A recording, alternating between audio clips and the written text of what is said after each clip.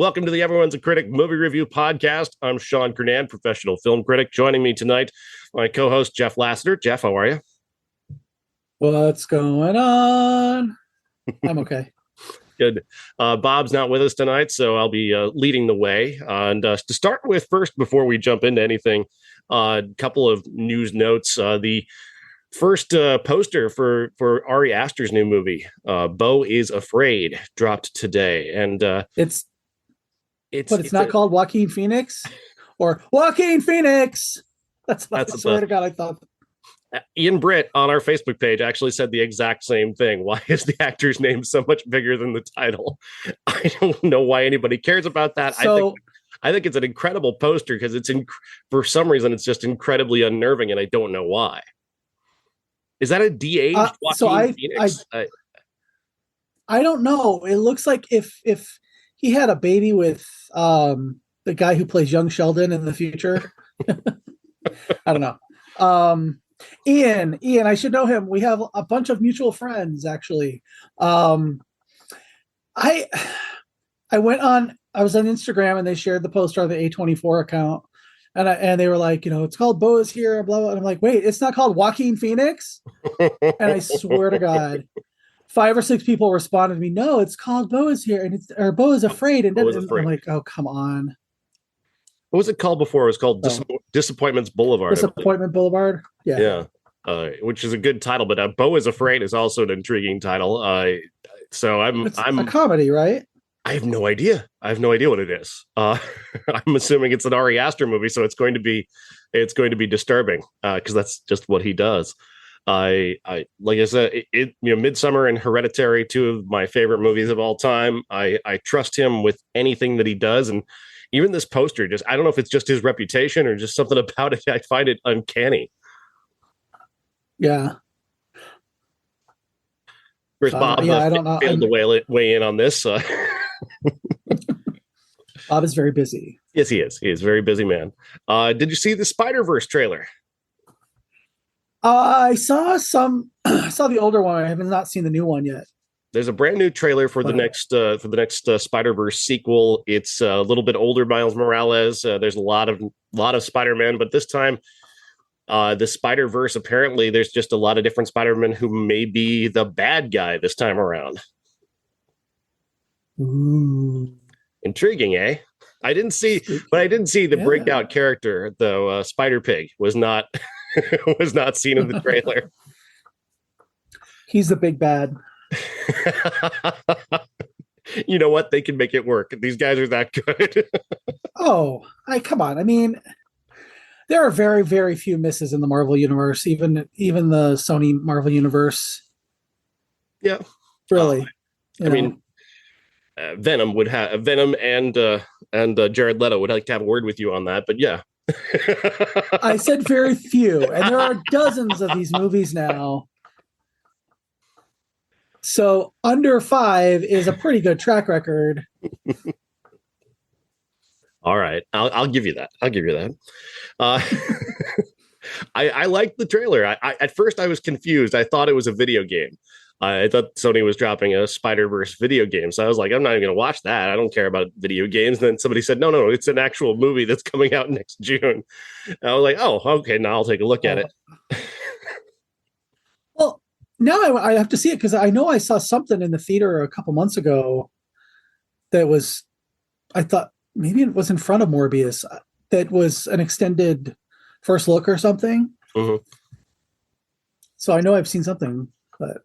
Well, speaking of extended, that was before I had to pay attention to this kind of shit to be on the show. So. Speaking of extended first looks, actually, when we go see Avatar this weekend, which you're going to go see Avatar the Way of Water, if you go out to the IMAX showing, you'll get to see an extended look at Christopher Nolan's Oppenheimer. So I'm imagining what Bob's excuse to miss this is going to be. I am not a Christopher Nolan stan. He's fine.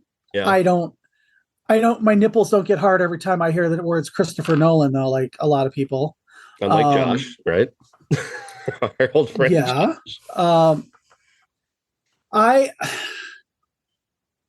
I don't know. He's fine. He does movies for straight guys in their 30s and 40s.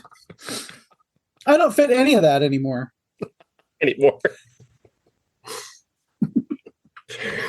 Well, I'm 50, so 50 years old. I gotta say though, the marketing on Oppenheimer has been fascinating. The way he's been doing, he's dropped a couple like this before with these big first looks on IMAX and telling people you're only going to be able to see this in IMAX. And I've been impressed with the way he's got them treating this like it's a really really big deal. Considering this is not a Marvel franchise, this is certainly not a superhero. This is a historic drama. You don't often see historic dramas marketed quite like this. So the reason I'm looking forward to it, they're two words: Florence Pugh. Mm. What about I like her? What about bald Robert Downey Jr.? Okay, that's fine. Florence Pugh. I will see anything she's in. I actually started to watch The Wonder this weekend. Finally. Yeah, I have not seen that one. But I put it on at like 11:30, and I'd been up since 5, so I didn't make it all the way through. It's a very slow movie. I've been that's on a list of something I need to see, but it's probably not going to get there. I've got a list that is so long of still things to get to, even though I've already submitted my ballot for the Critics' Choice Awards, which the Critics' Choice Awards will announce our nominations tomorrow for the awards that are coming up in February, and my ballot was weird. It always is. I put Everything Everywhere All at Once right at the top, of course, but then I had Pearl on there, which I know no other critic is going to have. I respect my Critics' Choice brethren. I do. None of them are putting Pearl on their list. I also had The Menu on my list. Such a good movie. Decision to Leave on my list. So I don't think any of those are other than Everything Everywhere. I think that one will get a nomination for Best Picture, but beyond that, I'll be my usual outlier self. Well, so far you've named a bunch of movies that are on my top 10 list. So for the year, That's good. At least this show will have we tend to have a pretty look at the top 10 every year. It's kind of fun that way. Well, that was before you asked me to be on the show. Oh, you're going to put something aren't you? Oh, I have a feeling I've got a few that are going to be, what the fuck are you talking about? Get off our show kind of movies. I look forward to that. That's coming up at the end of the year. My number one is totally predictable. Everything else, I mean, perhaps Pearl might be a little bit predictable, but everything else is in this jumble of like 8 different movies that I think are amazing that could end up anywhere in my top 10. I've narrowed it down to about 25 movies. I just added one last night with a movie called One Fine Morning with Léa Seydoux, which is a French film that is wonderful, but I will get to that later on some other time on the show because I want to give you guys a chance to see it if you do, in fact, get a chance to see it. But let's get into this week's movies. We're going to start with Spoiler Alert, which is a new movie from director Michael Showalter, starring Jim Parsons. And this is a story based off of a novel by, not a novel, but like a novel. It is a novel, memoir. but it's based on, a memoir. Michael Ausiello, TV critic, talking about his lover who'd passed away from cancer, and it's called Spoiler Alert. The book is called Spoiler Alert: The Hero Dies. And the thing about that is what I find fascinating is that so many movies like this, when you know what the outcome is going to be, they tend to have a lot of wheels spinning to keep that off in the distance. This is a movie that doesn't spin its wheels. This is a movie that comes up with unique and interesting scenes and these wonderful characters that keep you involved. And that really is, when it comes to a movie that is deeply predictable, where you know what's going to happen, whether it's a real life story or whether it's just something where the ending is very predictable based off of tropes. You need great characters to make that work. And I was really surprised how great these characters are. Ben Aldridge and Jim Parsons are a wonderful couple. Then you have Sally Field and Bill Irwin playing the parents, who are absolutely tremendous. Sally Field especially is so good at this. she's just so amazing. It's so second nature to her to be amazing. This movie is romantic. It's funny. It's sweet. It's smart. And I don't know why I was skeptical about this. I love Michael Showalter. I've loved everything that he's done aside from maybe The Baxter, which was again his first movie. So he's still getting used to things. He's still learning how to be a director at that point. He's also starring in that film, so that's kind of holding him back. But I mean, The Big Sick and Hello, My Name is Doris are really great movies, and I shouldn't be surprised how good this is. Yeah, I saw the trailer for this when I went to see Bros in the theater. Was one of three people in the theater for that, unfortunately. Yeah. Quite liked it. Quite liked it. I was like, oh God, because I'm not a huge Jim Parsons fan. I didn't see the Big Bang Theory. Never been a fan of that. He gives Leonard Fry vibes from the Boys in the Band, obviously. And I just was like, I followed Michael Osceola on Twitter and Facebook and everything for years, and I just didn't see him in this part, but he was so good that it completely surprised me that I liked this movie as much as I did. I didn't look over because we were in the same theater. I didn't look over to see if there were tears coming down your face, but there definitely were coming out of mine towards the end.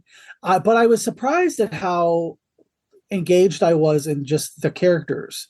Knowing what was going to happen, knowing kind of the story, and I was fully engaged, and I'm not fully engaged in movies a lot. That's why I go see them in the theater, because I don't have distractions. I thought the performances were great. Sally Field, she has her own little genre, like I told you, Sally Field, whose children are dying of cancer or whatever, could be its own genre. Or yeah. Yeah. She had her big scene where she's yelling the subtext of the movie, and it's you fight what's in front of you, and that's the best you can do. And that part really stuck with me after the movie. Just the little bits and pieces of discovering along with the kind of the side characters what's going on, that they weren't together at one point, that they'd kind of taken a break. I was so fully engaged that I thought about it in a positive way the rest of the day that after I saw it. It brought up issues that middle-aged gay men seem to deal with, as did Bros, but in different ways. But it was sweet, and it was I thought that it was a good kind of a love letter to not only Kit Cowan, but to Michael Osceola as well. Absolutely. And I thought there was just a line in this movie it was sad. It was spoiled in the trailer, but it is still has its impact in the movie. And that is, he's telling you about how great his ass looks in this pair of pants. And he says, I was afraid if you knew how beautiful you were, you'd leave me. And that is a line that hits me so hard. That is a line that expresses so much anxiety and fear and insecurity, all in just one line of dialogue. And Parsons delivers it beautifully. It's kind of fucked up when you really drill down on it, because it's really if you're that level of insecure in a relationship. But at the same time, he was that level of insecure in that relationship for many reasons, most of them his own. And so it comes off as very, very truthful. I wish that hadn't been in the trailer. I would have probably cried. When you are not conventionally good looking as a gay man, especially, there is that level of insecurity in a relationship, especially if you're dating somebody who you feel might be out of your league. Take this from experience, that you're constantly bombarded with these images of what you're supposed to look like and you're supposed to do and what you're supposed to be into. And when he walks in and sees all the Smurfs, It's a great I felt personally attacked. Anybody who's watched this podcast on YouTube and has seen my Star Wars collection, there's a reason I have it in one room, and that so door shuts. The door because if I ever want to bring somebody home, I gotta roll them into that.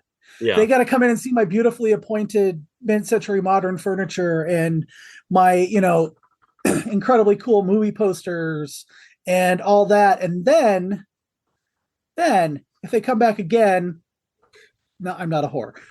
If they come back again after all that, they might get to see the Star Wars collection. Yeah. Just putting that out there. It's a date 2 thing, not definitely not. Oh, yeah, I would definitely, when I lived in Jersey City, like Michael Osceola, I would definitely have been the same. Let's just stay in New York. Let's just stay in the city. Let's just stay here.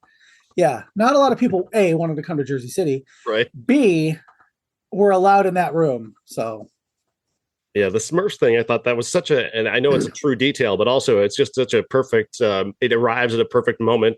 It's a perfect test for their relationship, how he takes that.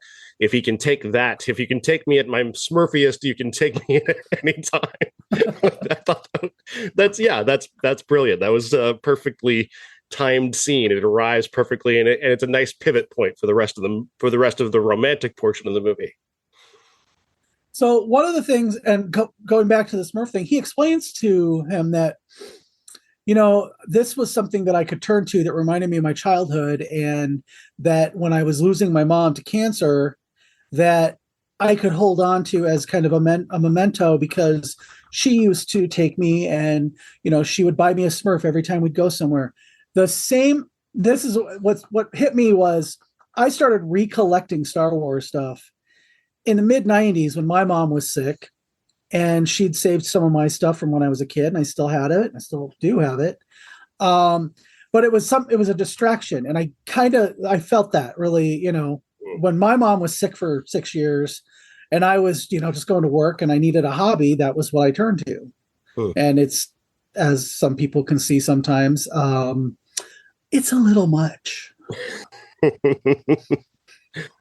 Indeed. I mean, I feel called out too. I've got similar issues, just not the means with which to adhere to them. I would love to have Michael's Smurf collection. Honestly, I had Michael's Smurf collection when I was 6 years old. Smurfs were I remember that. Smurfs were a big thing for me. Like one of my first formative horror experiences was actually the Smurfs. There was a Smurfs episode. I don't know if you know this or not. There was a Smurfs episode that is a zombie episode where like one of the Smurfs gets infected by something. Get out. And yes. Get out. For years, I was actually triggered by that very sound. I was 6 years old and I was curled up in my older sister's lap for like an hour after I saw that, crying. Hey, Sean. Get out. But I was also later I was upset they never sold a purple Smurf to go with that. So I was like, that's very upsetting that I can't collect that as well. They should. I should have done that. That should have been something that ended up as a toy, but I don't know if it ever did, and certainly never available where I was shopping. Yeah, I always got them at Adventureland. Every time we'd go to Adventureland, I'd come home with 5 or 6 Smurfs. And yeah. I had more than 100, and there were only 100 Smurfs, but I had more than 100. So, yeah. All right, but yeah, spoiler alert is absolutely wonderful. I know a lot of people have a hard time taking Jim Parsons. His Big Bang Theory lasted for 12 years. He was a big part of that show. It's hard to get out of the shadow of something that big, but I thought he was I thought he was great on that show. It was my mom's favorite show, so I've always had kind of an affinity for him. And I thought this was different. This was certainly similar, but more mature version of what he did on television. And he certainly, he just nailed this role. Yeah. Yeah, he really did. And a lot of people are going to be surprised by that. I think there's a lot of people who, I think this movie proved, the box office proves a lot of people were very skeptical of the idea of Sheldon Cooper, romantic leading man. Well, with another man, especially. Mhm. I mean, let's just call it out. I mean, that's one of the reasons that Bros failed in the box office was because people didn't want to watch two guys hooking up. Um, I'm even a lot of my gay friends were pissed because Billy Eichner said, "Well, if straight people don't go see this, nobody's." And yeah, he's right because they're the majority. There was I don't know if you saw Fire Island. No, I didn't. That went to Hulu. It started off as one of those, I can't remember what the streaming service that got killed right because of COVID because Quibi? of the six. Yeah, Quibi. It started off as a Quibi series, and the movie was on Hulu. And I want to start off by saying I can't stand Joel Kim Booster, who was the main character. I Mhm. just can't stand. He's every shallow thing that every time I hear him talk, I'm just reminded of like the inanity and shallowness and vapidity of gay men in their early 30s. But the movie was very, very good and had a good cast, and there were, it was well acted. But I think that was the movie that everybody wanted to be in theaters instead of Bros. And I think those same people, because Bros failed, thought, Mhm. oh well, spoiler alert, it's not going to be any good. And they're really missing out because the entire cast is phenomenal. Absolutely. So go see spoiler alert. Yeah, completely underrated. Also, as Bill Irwin, who one of my favorite actors from Rachel Getting Married, a movie where he's incredible, and he's just a wonderful utility player to use in movies like this. All right, let's get on to the next movie. What are we watching next? Let's talk about we'll talk about an Adult Swim movie. So Adult Swim did this amazing thing, and I got to see this last week, and I couldn't talk about it. It was absolutely killing me. I got to talk with the director Casper Kelly. I'll share that from the YouTube page because I've got that up there. But it's the Adult Swim Yule log. So every year they've done this thing where they've put up this Yule log, where it's just a picture of a log in a fireplace. It's very comforting. You can just leave it on for hours. This is something that people do during the holidays. And so this kind of set it up perfectly for somebody to step in and use this as a tool. And that's what they gave this to Casper Kelly this year. And what he did was create this amazing horror film that is just completely absurd. So it begins on a shot of a Yule log, typical fire in the fireplace. Then somebody comes in and is talking over it, and you think, okay, we're into some kind of funny bit, right? This person is the caretaker for this cottage. She is brutally murdered, and when you only hear it, but you kind of hear people moving around, and you see them a little bit. Brutal murder occurs, and then two people come in who are staying at the cottage, and suddenly the camera pulls back, and we're into a relatively conventional movie about a couple who is at a cottage. They're visited by a sheriff who tells them that they've taken a log from a cursed tree. And they're burning that now, and they should probably not be. Then other people show up, and just weird shit after weird shit after weird shit. This movie is called The Fireplace, and it is absolutely incredible. Casper Kelly, the guy behind Too Many Cooks, has crafted something that gets weirder and weirder, and he keeps painting himself into these wonderful corners and finding his way out of it by coming up with the most absurd idea he could at any moment, whether it's a fiery log on fire flying through through the cottage, or there's a little man in the fireplace who has his own universe behind the fireplace. There are aliens, there are hillbillies. It is absolutely crazy, and I think one of the best horror movies of the year because it's so completely insane. It's so funny. This movie is hilarious, but it's also very, very gory. Like people get cut completely in half. Guy gets his face bashed in by a sentient log. You've got flashbacks to slavery where a guy's just Flaming. flaming log. It's so crazy. I loved this, and they debuted this right after Rick and Morty's season finale on Sunday night. Didn't tell anybody they were doing it until the next day, and then it popped up on HBO Max for everybody to watch. But what a great idea! If this was a movie theater movie and it had a poster, it should just be Yule log, and the tagline should be "What the fuck?" Because I kept going, wait, what the fuck is happening? What the fuck? I said that probably 50 times throughout this movie. Um, I I will give him credit for the inventiveness. Mhm. Um, the acting was not bad. It's not good, but it was not bad. Right. It was better than something like this usually is. We'll put it that way. Mhm. The fact that like every time you think, oh my god, this is a movie about a killer flaming Yule log that's somehow become sentient and can fly, and then it's a home invasion movie, and then it's a backwoods rape and murder movie, and then it's an alien movie, and then it's ritual sacrifice. It's so bonkers. It is. I mean, that's He just keeps turning it up and turning it up and turning it up, and he's got some really, I mean, there's just such great concepts in this. The fireplace itself, where there's this little man in the fireplace who invites people to come into the fireplace and go to this other side where he basically finds a way to erase them from history. It's such a great horror concept. Like that's a wonderful little short movie in the midst of this amazing movie that's already going on. I just love the inventiveness of this.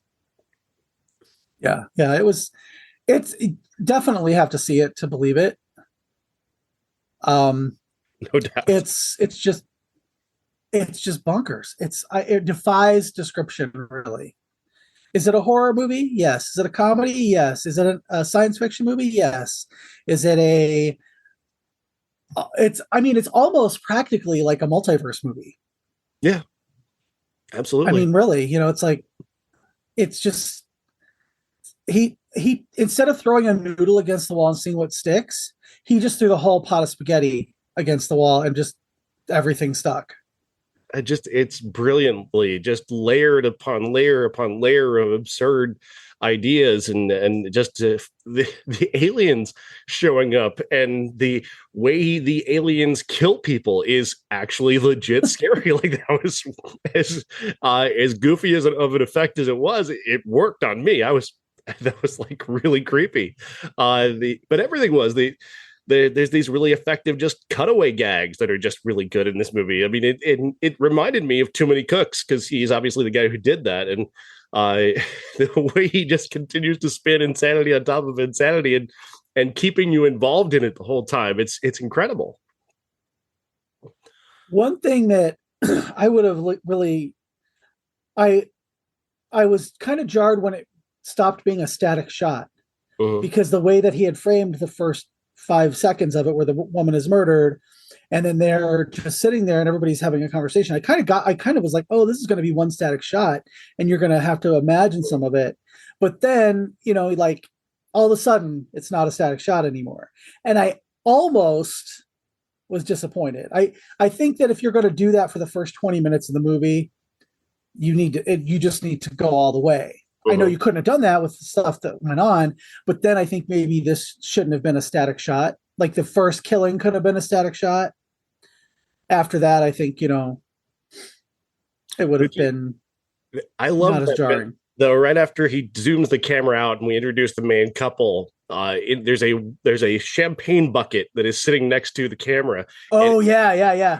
You can see the hillbilly kind of ducking his head out of a door, and he films that just perfectly. But then he also explains why the camera is there as having the main guy. The main guy. He's the guy who creates the Yule log.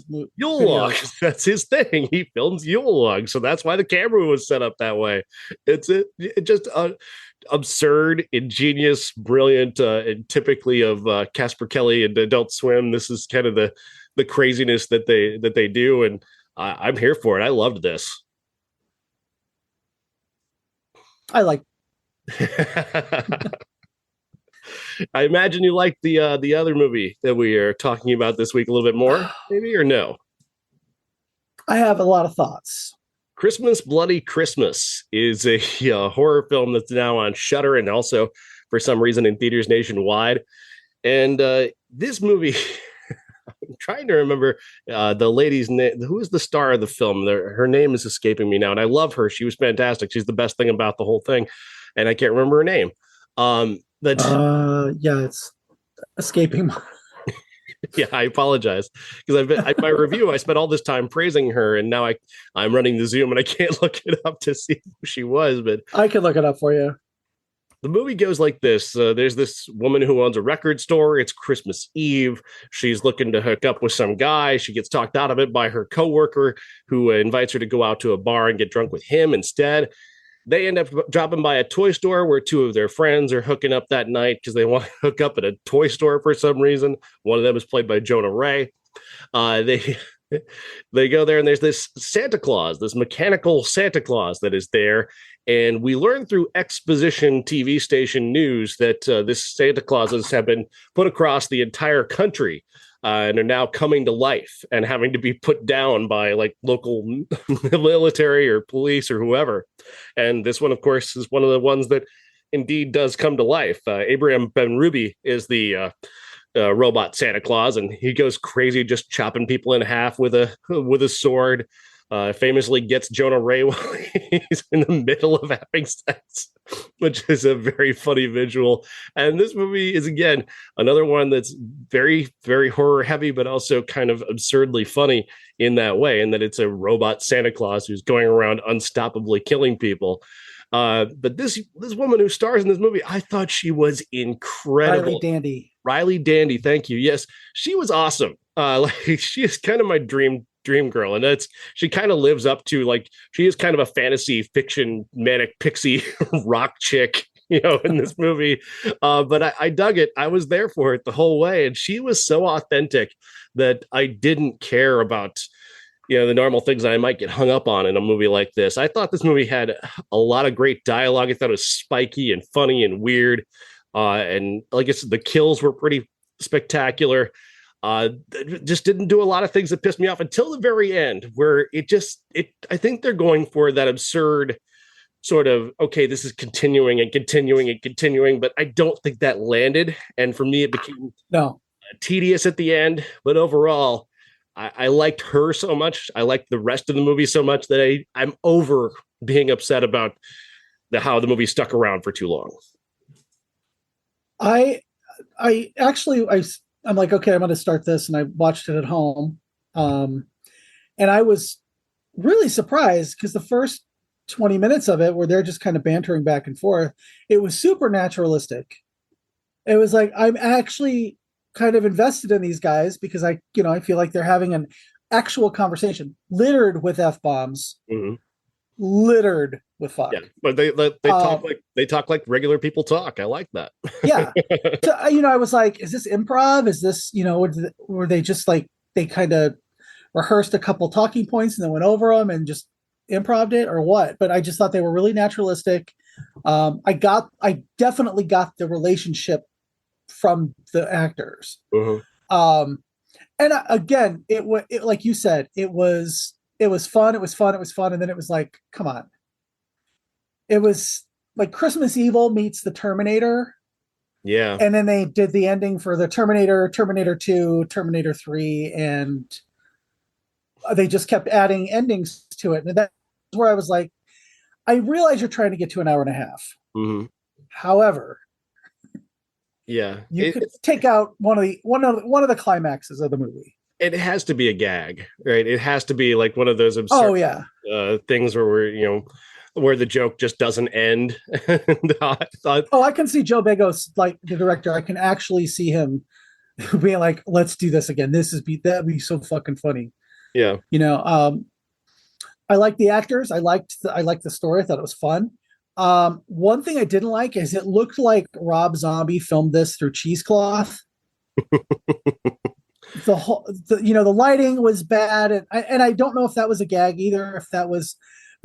The lighting was terrible, and a lot of times it looked like it was out of focus for me. I didn't notice that much I saw it in the theater, so I didn't really. But I didn't notice that much in the theatrical presentation. It didn't look that bad to me. Yeah, but it was just it had that Rob Zombie filmed on a Kmart camcorder feel for me. It cost $2 to make this movie. There's no doubt about it. But oh yeah, it also it's for costing $10, those kills were pretty good. Pretty good effects. I Oh, gotta say, it's very impressive what he was able to do yeah. on that limited budget. The the car that by the front of the grill of the car, I'm not going to give much away, but Mm. that was like, first of all, it was shocking. Yeah. I Oh was yeah. like, what? Wait. And then I'm like, no, I heard a different name. I just missed the introduction of a character, didn't I? Yeah. Then I was like, holy shit. Yeah. I had to like rewind it and go back to make sure I was seeing what I thought I was seeing. Uh, that was like pretty well done. It's And all I think we've established I'm a Christmas horror fan. So indeed. All right. When we come back, we will get to our classic this week and talk more about Christmas horror movies. But we have to take a quick break and then we'll continue the show. All right. I'm going to start a new meeting because it's telling me I've only got 2 minutes left on this one. So, Chris, we were talking about Christmas, Bloody Christmas. I'm obsessed with Riley Dandy. I think you assumed I would hate this, right? oh yeah. Oh yeah. One of my greatest accomplishments as just being on 3 episodes so far as a co-host is making you like horror Christmas movies. I think these have just been really good movies. Just aside from Silent Night, Deadly Night, I know that's not for me, but You didn't love it, but you didn't hate that one as much as I thought you would. yeah, I didn't care about that one. I would say that, but I thought this one was really good. Another one we'll talk about next week was actually not terrible, and so there's probably another one coming up. I think there might actually be another Christmas horror movie coming up as well in the near future too. So it's been a weird year to get 3 of those in 1 month. 2 of which were theatrically released, or 3 of them actually. The mean one is another one we'll talk about next week, maybe that also received at least a small theatrical release, even though they'd said they were going directly to streaming. It's weird to see this get this kind of mainstream attention. Yeah, it really is. I mean, as somebody who has had to watch multiple Christmas horror movies or horror movies just in general in on a VCR or a DVD player or streaming, this is great. Yeah, it was a long I time. love being able to go to the theater. This was a significant ghetto, a place where Christmas horror was certainly, like, if you look back in England in the 80s, you're not even allowed to show this in the country. Yeah. now we've got 3 of them released theatrically here in the US. It's a very strange time. Yeah. Speaking of a video nasty, the one that was banned in England back in 1980 is our classic Christmas Evil. This is the story of 2 young brothers, one of whom grows up to become obsessed with Christmas, and his obsession with Christmas and being sort of a loser who just kind of loves Christmas, wishes everybody else loved it as much as he did. It leads him to this obsession where he becomes essentially tries to become Santa Claus and deliver presents and give the kids, the good kids, Christmas and the bad kids punishment. And Christmas Evil. What was the alternate title to this? Better Watch Out. Better Watch Out. Yeah, which is the title card you see in the movie when you watch it online. You can look it up under Christmas Evil, but it comes up under that is the title card in the movie, which I found unique. This is an unusual film. And again, another one I don't particularly care for. It's very low budget. The kills aren't particularly interesting to me. And I didn't really buy into this main character. It's very similar to Silent Night, Deadly Night, but I thought that killer at least had a better motivation than this one did. Basically, he sees he sees Santa Claus trying to eat his mom's pussy and gets all fucked up about it. Well, I think you see how much he was so excited about Christmas, and and then they really think that they see Santa, and I don't know, popping up the chimney or whatever, but then later on he comes down and he's like worshiping his mom's thigh, and it's, then he gets like all crazy about it.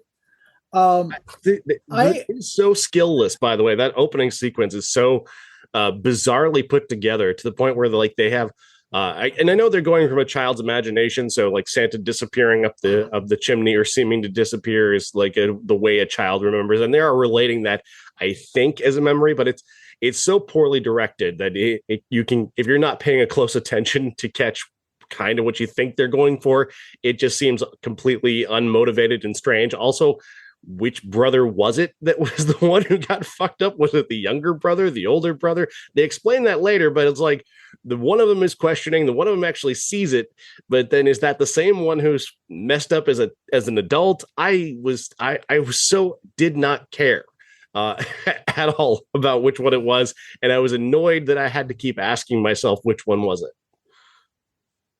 Well, that was for like 3 minutes of the movie. Mm-hmm. You couldn't have been that annoyed. I was annoyed enough that I didn't care about the rest of it. Yeah, well. So Christmas Evil it's one of those movies that I never saw until well into adulthood. My favorite movie of all is Black Christmas, just in general, which we'll talk about later next week. So I saw this one. I was like, oh, another Christmas horror movie. Great. I love those. And I think I love showing it to people more than I love it.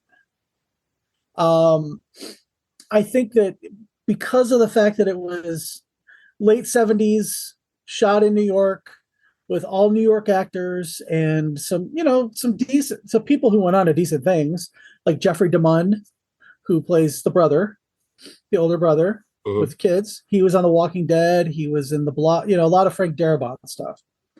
Retanya Alda, who was in Amityville 2, The Possession, and Mommy Dearest was her biggest credit as Carol Ann, the maid. And even Patricia Richardson shows up from Home Improvement before she had to endure 8 years of Tim Allen. Just some good actors were in it. I think that it would be better if they had shown his progression into the Santa obsession a little more. In the way that Silent Night, Deadly Night showed you, they mapped it out and they showed you every step of the way as why Billy turned out to be the killer Santa.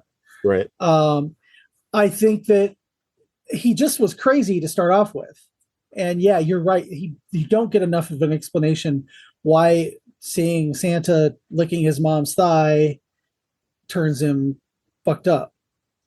I think what I get from even right at the beginning is that this guy loves Christmas so much that he knows Santa's not real, but he wants to become Santa because he wants to pass on that love for Christmas to all these good boys and girls. But then when little Moss, he's watching children with binoculars in their bedrooms to see if they've been naughty or nice. And this little Moss, whatever his last name is, he's cutting pictures out of Penthouse magazine and he's holding up, and he goes and he writes a very strongly worded how he's on the naughty list, and you're just like, oh, okay, he's not a perv. He thinks he's Santa Claus. Okay, cool. Yeah. It's bizarre. And the fact that it's Fiona Apple's dad, Brandon Maggart, playing this guy. I didn't know that. I found that out after I'd watched it a couple times. This is one of those movies that if I am showing it to somebody, I'm watching them instead of the movie. Yeah. Because I just want to see the reaction to how bizarre this is, and the guy is such a loser. He's like, yeah, I'll take on your shift at the toy factory because I love making toys, blah, blah, blah. And then he walks by a bar and sees the guy making fun of him at that exact moment. It's just like, come on. Yeah, that stretched credulity for me. And, I don't know if it's just that he's not enough of a loser, or if it's just not absurd enough for me. It's all very earnestly played, and I don't think that quite works for what I'm looking for in a movie like this. I'm looking for something a little bit bigger and broader. The only thing I kept thinking about throughout this entire movie is he was what, 6 years old when he saw his parents together, or Santa trying to, Thereabouts. and then we're cut to 33 years later, which means this guy who looks like he's in his 50s. No, I buy that he's 40 years old, but it's something about 1980s 40 years old versus 40 years old today is so different. It's so strange. Yeah. Yeah. Why did everybody in that time period look so much older than they actually were? Is it just that layer of cigarette smoke was everywhere? What's funny is when I was in high school and I was on the yearbook, we would have to go through old yearbooks just to get ideas and whatever. And I saw this lady who I still am friends with, who babysat me when I was little. And I saw her picture in the yearbooks. I'm like, oh, this is the year so and so and so and so and so graduated. So I went and I looked, and it looked like they were about 32, 33. And it was, I don't know what it is. I think of when my mom turned 40, and oh my God, it was so old. They were so old. And, the life was over. And I'm like, that's not how I remember 40. My mom was an older So mom. Gen X. She had kids very late in life, even one younger than me. But she was like never. It never occurred to me that she could ever possibly have been young, and she was younger than me when I was born, but like not by much. It's just weird to think how much older people seemed at that time, and this guy is a good example of that because he's in his 50s. He should be in his 50s, but he's not. But that was like the most entertaining aspect of the movie, was just rolling that over my head, because otherwise I didn't really care. I wanted to see something like that would define this as a video nasty, and like you compare this to any other horror movie, and I mean those kills are not that impressive. No, I think it's the Christmas killer Santa that just is too much for people. Mm. I mean, a few years later, you had the Silent Night, Deadly Night controversy that got it kicked out of theaters. I think it's just people at that time were, I guess, earnest enough to think that Santa was off limits. Whereas now we're like, yeah, fuck it, killer Santa robot. We don't care. At least it's a Santa robot and not trying to push it as actual Santa. That's why I was worried that you were going to hate it because of Santa being bad. It was a Santa robot. It wasn't the real Santa. Really Santa. And there were many of them. So the Santanator. It made sense. Yeah. If Bob is listening to this, the Santanator should be the title of our episode this week. Yeah. I think if they'd gone like full Henry Portrait of a Serial Killer with this guy, I think that would be more interesting. Oh yeah. I think that would have been a more interesting film. But like a guy who is Henry Portrait of a Serial Killer, but he's also like obsessed with Christmas, is a clever idea that I could have bought into. And I think a more skillful filmmaker could have gone in that direction and made that movie. But I don't think they had the skill to pull that off. Well, yeah, like Bad Santa, but worse Santa. Mm. He really hates fucking kids. He really hates them. So he starts killing them. Make that movie. I'll say this, instead of kind of jumping back to Christmas, Bloody Christmas for a moment, an actual child murder was something I thought might push me out of the movie, but it didn't. I was very. You're like Michael Jordan. Fuck them kids. Kids survive those moments in movies, and that one got me. I think, like, we as a society, as far as like movies and stuff go, that's the last taboo, is killing a child. Yeah. I remember when in Pet Sematary, when Gage died, and you were like, I saw people walk out of the theater. Mm-hmm. You should never kill a child. That's the real horror of the movie. It's like, I remember just recently, The Witch, the opening scene, one of the earliest Oh scenes, yeah. Witch is a stunner, real like a real stunner. You don't see that in movies, and that really set that one apart. Yeah, I've noticed that it's not as big a deal anymore, with now that they're doing it artfully, I guess. The Christmas Evil might have benefited from that kind of energy, though. Of he doesn't kill any Oh kid. yeah. In fact, he kills a couple of strangers in a relatively meager kill. And he gets the one guy who I guess was his tormentor, or how he saw him as his tormentor, but I thought that was kind of lame, honestly, the way that went down. The staging of that is so bad. He's in bed with his wife. He's being choked to death by this bag of presents, and his wife is just like, it's like Yeah, it's pretty ridiculous. Nothing could rouse this woman, apparently. I mean, he should have been evil. He should have been predatory, and most of the stuff was just him snapping, or him, like when he was confronted at the steps of the church, and he just kind of started killing people just to kind of escape. That it's not forgivable, but it's right. Understandable.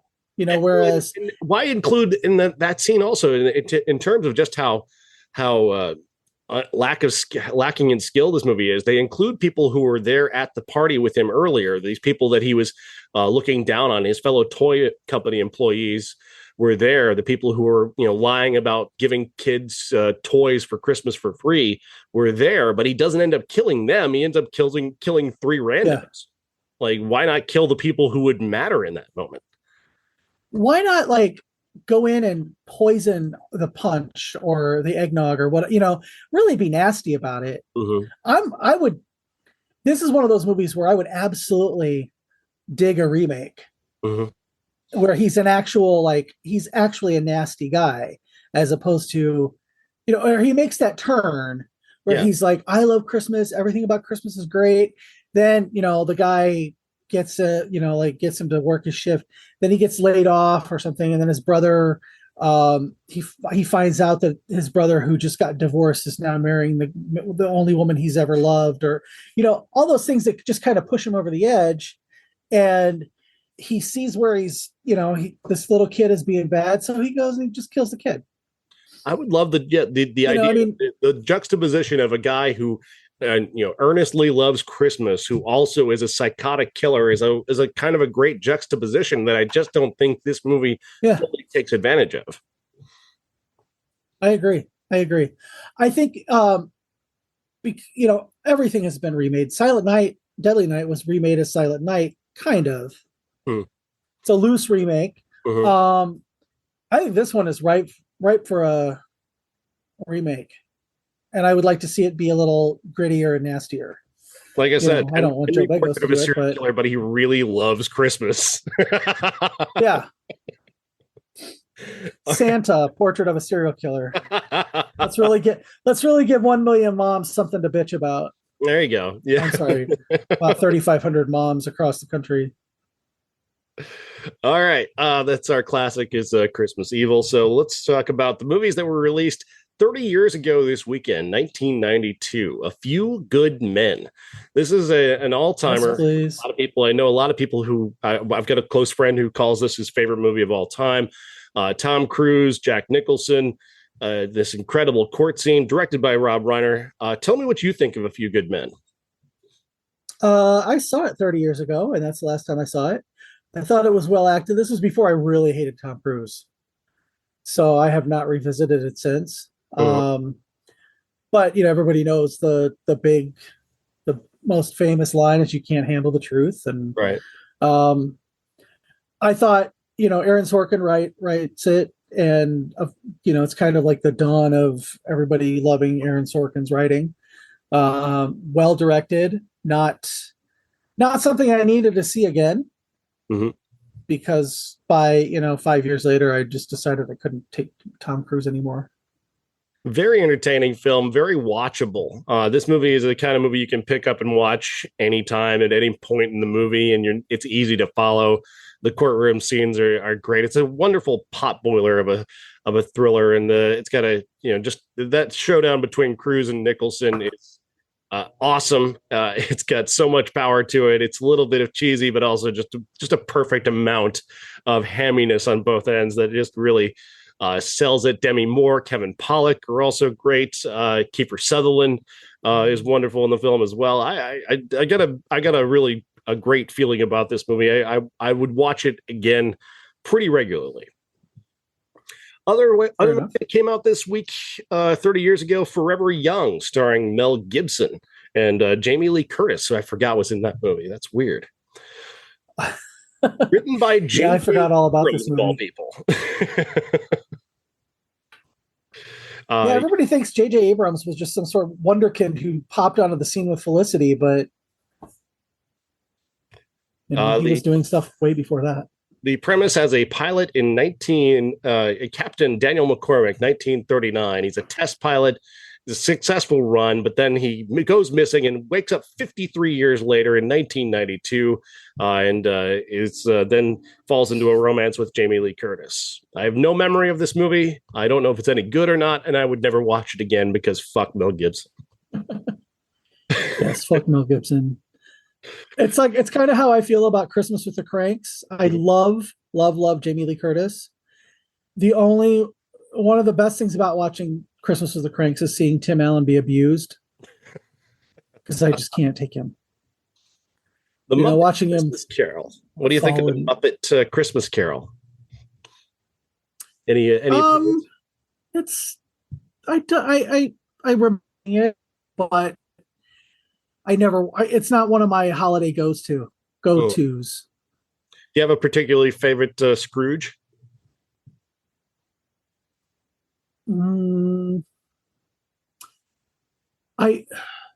I've been watching from a few years ago on Hulu, where Guy Pearce plays Scrooge.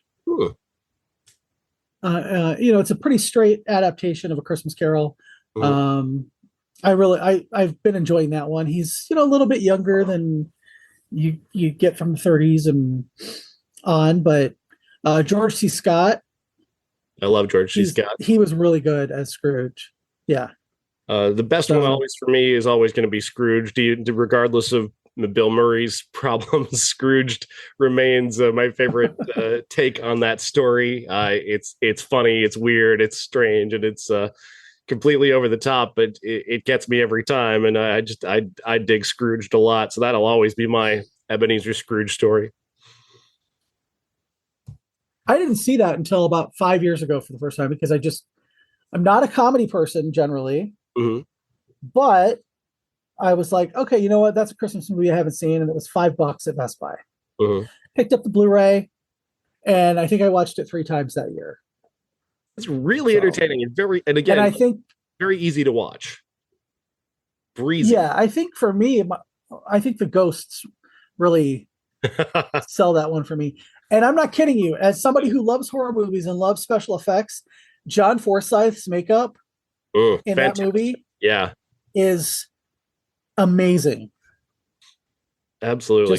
Just like the physicality of whoever was under that makeup, because I don't think it was John Forsythe. He's, well known for doing voices. But the physicality and, like getting shot and then the whiskey coming out of the bullet holes, perfection. Great stuff. I also, I think the best performance in the entire movie is Carol Kane. When she smashed, like, my favorite piece of physical comedy in any movie is her smashing Bill Murray with a toaster. It's so great. She's great. I could watch her read the phone book. Oh, she is in a movie she got an Oscar nomination for Hester Street, which is just insanely good. She plays a Hasidic Jewish woman from Russia who is brought over well after her husband has arrived, and she has to try and adjust to the life that he's created there. And she is so incredible in that movie. Nobody will see it because it is such a niche film, but I loved it. I wish more people would watch that. But That aside, other things that happened on this date 30 years ago. HBO released an original movie called Dead Ahead, The Exxon Valdez Disaster. Neither of us have seen this movie, I'm sure. But I wanted to ask you, what do you remember of the Exxon Valdez? I remember the all the news reports about how the captain was drunk.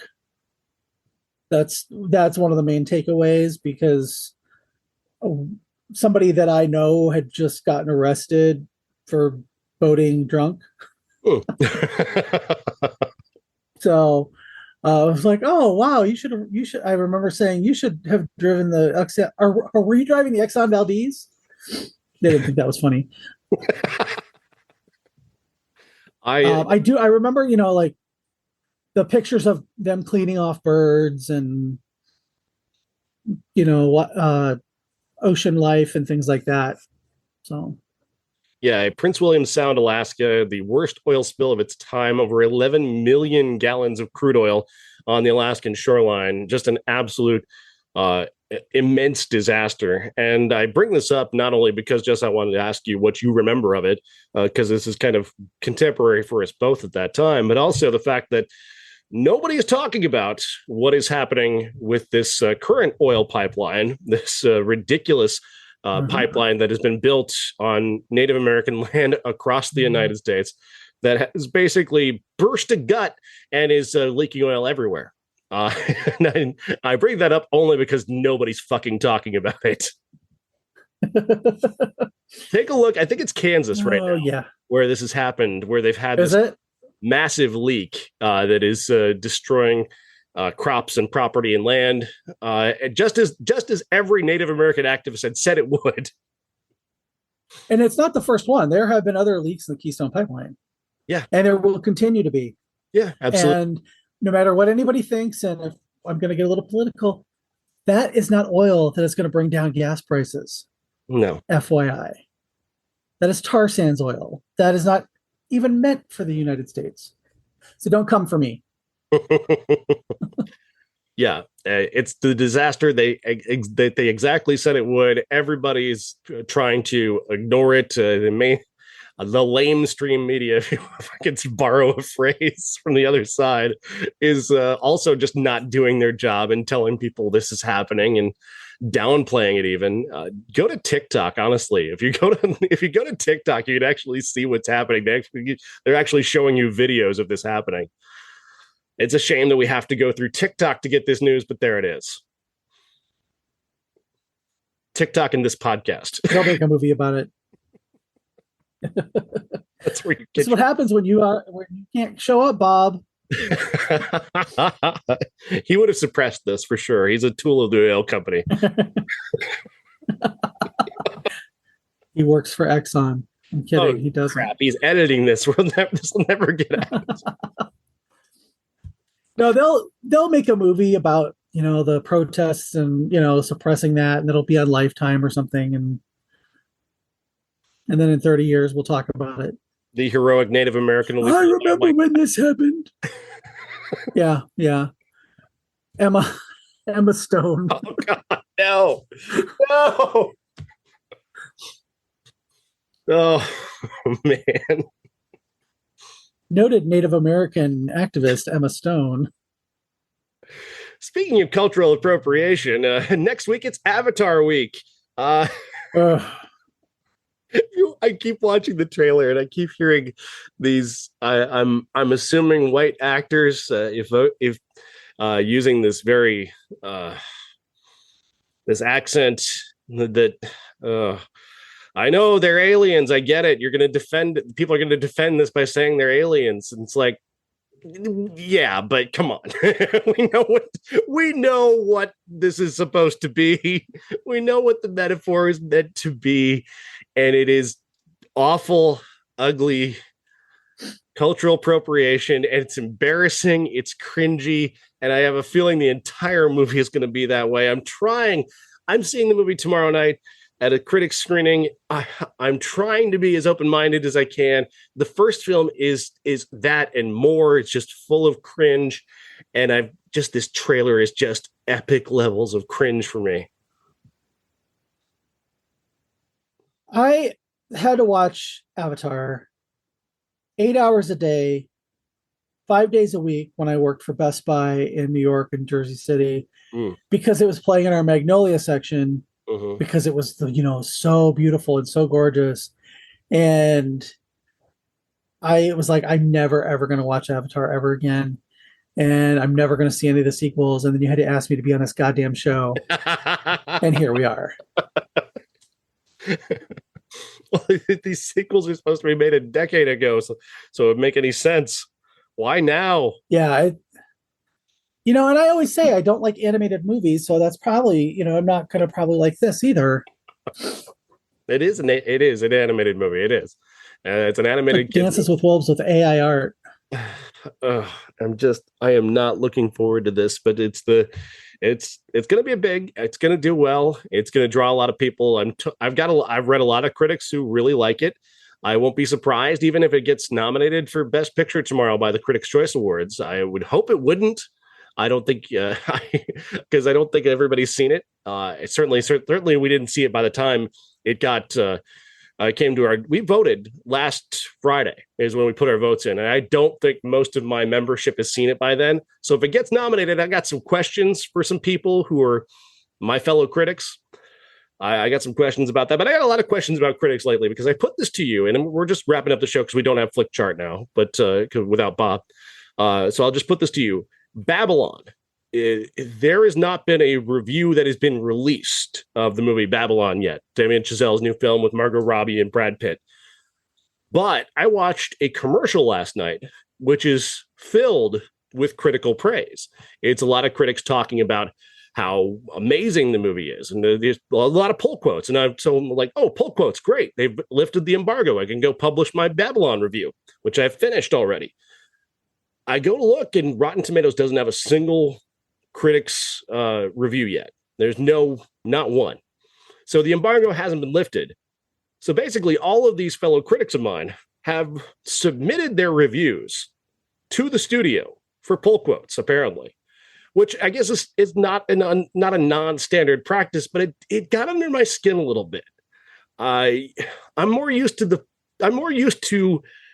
Hollywood having to go look for our stuff as critics and pick out ones that are there. The idea that they're pulling quotes before the reviews have actually come out is a little bit kind of gets under my skin a little bit. Yeah, I can understand that. As an outsider, what do you make of that? I it smacks to me of critics who really just want their name out there, who it's kind of like access journalism in a way. We're going to give this movie an amazing review and we're going to send it to them so they know how much we love it. And I want to see my name on TV. I imagine most of these critics who submitted quotes were probably grabbed immediately after the screening by a publicist as they're leaving and gave an immediate reaction what would be in their review. I would assume that's the way it's going. I would hope that's the way it's going. If they're going back and writing the entire review and then giving it to the studio before they even put it out on their own outlet, I find that dubious. But I'm not here to call out my own critical group. I'm just saying that it bothers me. Maybe, and that could just be the jealous cry of somebody who lives in the Midwest and didn't get access to anything. I got access to Babylon. I didn't get access to Avatar. I try not to complain. I get great access to a lot of things, better than most people. I go to the movies for free. I never pay. I can't complain about my job at all. I never would. I find some ethical lines get to me a little bit, and that is one of them that is kind of pushing my buttons a little bit. I understand that. Yeah, I mean, it doesn't, like, I guess I don't really have a dog in the fight when it comes to that, but I can see where you're coming from. It's an ethical ground that is a little bit dubious to me. The relationship between critics and studios has to be, the separation of church and state has to be there. It has to be.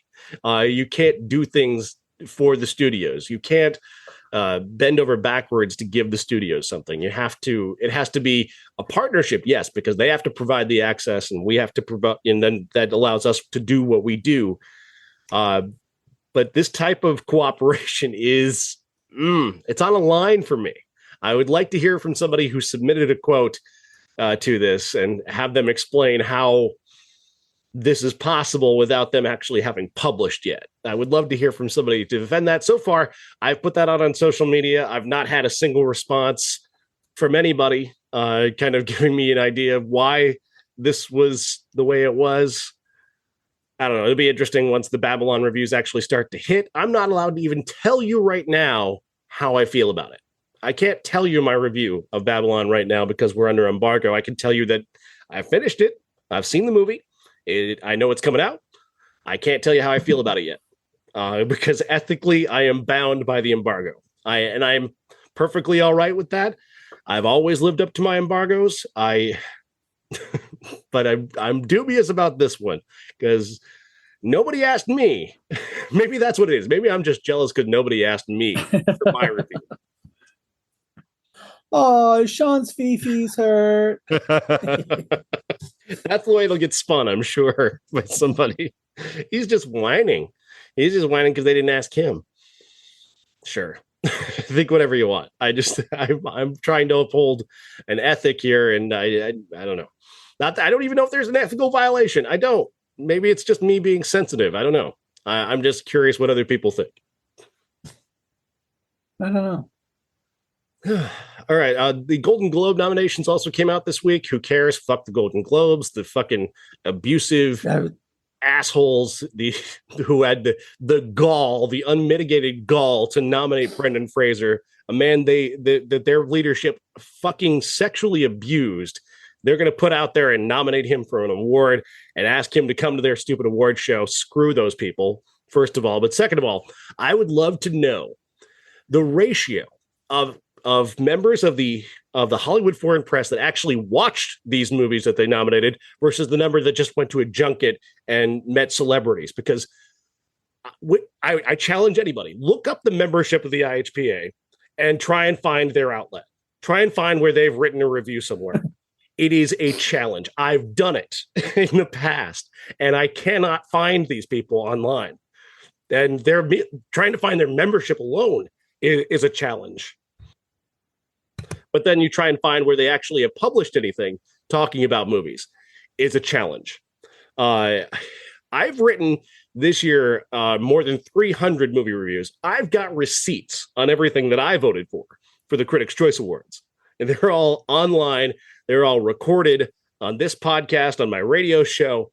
I've got receipts. I know what I saw and what I voted for. But I would love to see an IHPA, a member of the Hollywood Foreign Press, HFPA. I would love to see one of them actually step up and show me some receipts of what they actually watched. That would be nice because I don't see it. I haven't seen it for years. I used to walk by the Hollywood Foreign Press building in LA when I lived there quite a bit. And every time I would just flip them off because they're all full of shit. Absolutely. Absolutely. They were Harvey's little friends for years. They were his little minions. They did everything he asked for, and they'd still be doing it if he weren't in prison right now. They'd still be doing his bidding. Yeah, it's all about access. Yeah, exactly. All right, Jeff. Thank you so much. We'll get back with you next week. Hopefully, Bob will be back next week. And of course, thank you to everybody for listening. Look for us on all the platforms. We've been posting more on the Facebook group and the Facebook page, which is getting some good engagement. We appreciate that. And next time Bob is here, he has access to all the reviews. So I believe we do have a new review for the show. So hopefully he'll have that next time he's here. And we'll bring that all to you next time on Everyone's a Critic. Thanks, Jeff.